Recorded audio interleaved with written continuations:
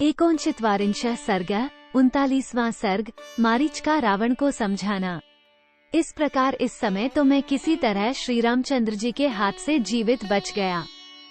उसके बाद इन दिनों जो घटना घटित हुई है उसे भी सुन लो। 1. श्री राम ने मेरी वैसी दुर्दशा कर दी थी तो भी मैं उनके विरोध से बाज नहीं आया। एक दिन मृगरूपधारी 2 राक्षसों के साथ मैं भी मृग का ही रूप धारण करके दंडकवन में गया। 2.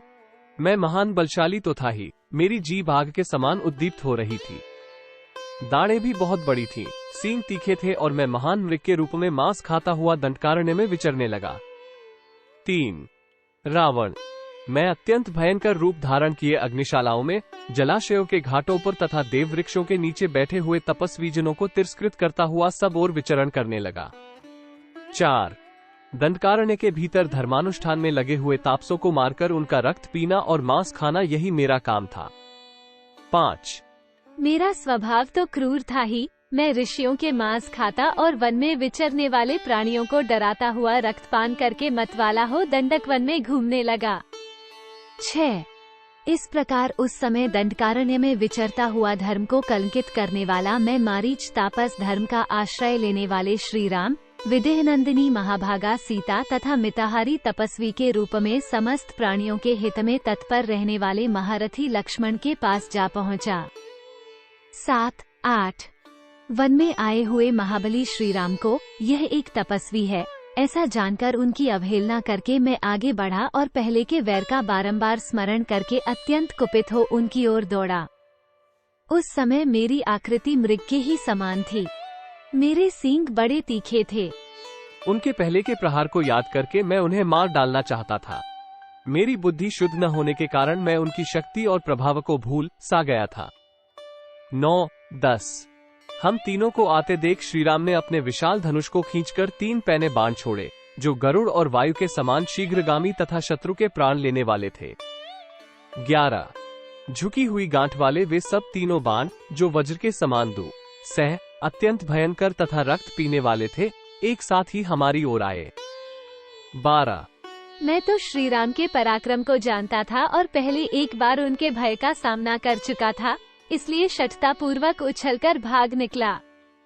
भाग जाने से मैं तो बच गया, किंतु मेरे वे दोनों साथी राक्षस मारे गए।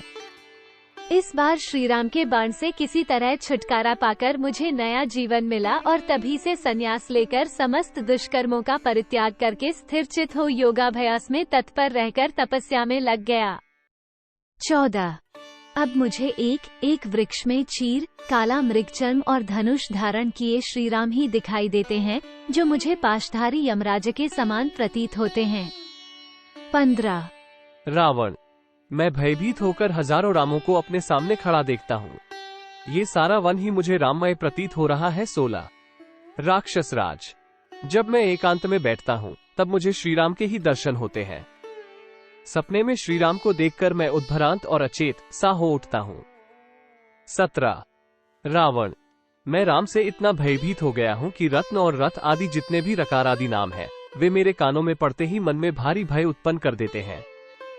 मैं उनके प्रभाव को अच्छी तरह जानता हूँ, इसीलिए कहता हूँ कि श्री राम के साथ तुम्हारा युद्ध करना कदापि उचित नहीं है। रघुकुल नंदन श्री राम राजा बलि अथवा नमुचिका भी वध कर सकते हैं। 19. रावण, तुम्हारी इच्छा हो तो रणभूमि में श्री राम के साथ युद्ध करो अथवा उन्हें क्षमा कर दो, किंतु यदि मुझे जीवित देखना चाहते हो तो मेरे सामने श्री राम की चर्चा न करो। 20. लोक में बहुत से साधु पुरुष जो योगयुक्त होकर केवल धर्म के ही अनुष्ठान में लगे रहते थे, दूसरों के अपराध से ही परिकरों सहित नष्ट हो गए। 21. निशाचर, मैं भी किसी तरह दूसरों के अपराध से नष्ट हो सकता हूँ, अतः तुम्हें जो उचित जान पड़े वो करो। मैं इस कार्य में तुम्हारा साथ नहीं दे सकता। 22. क्योंकि श्री रामचंद्र जी बड़े तेजस्वी, महान आत्मबल से संपन्न तथा अधिक बलशाली हैं। वे समस्त राक्षस संसार का भी संहार कर सकते हैं। 23. यदि शूर्पणखा का बदला लेने के लिए जनस्थान निवासी खर पहले श्रीराम पर चढ़ाई करने के लिए गया और अनायास ही महान कर्म करने वाले श्रीराम के हाथ से मारा गया, तो तुम ही ठीक बताओ, इसमें श्रीराम का क्या अपराध है। 24. तुम मेरे बंधु हो। मैं तुम्हारा हित करने की इच्छा से ही ये बातें कह रहा हूँ। यदि नहीं मानोगे तो युद्ध में आज राम के सीधे जाने वाले बाणों द्वारा घायल होकर तुम्हें बंधु बांधवों सहित प्राणों का परित्याग करना पड़ेगा। 25 इत्यार्षे श्रीमद् रामायणे वाल्मीकि आदिकाव्यरण्यकाण्डे 39वारिंशः सर्गः। इस प्रकार श्री वाल्मीकि निर्मित आर्ष रामायण आदिकाव्य के अरण्यकांड में 39वां सर्ग पूरा हुआ।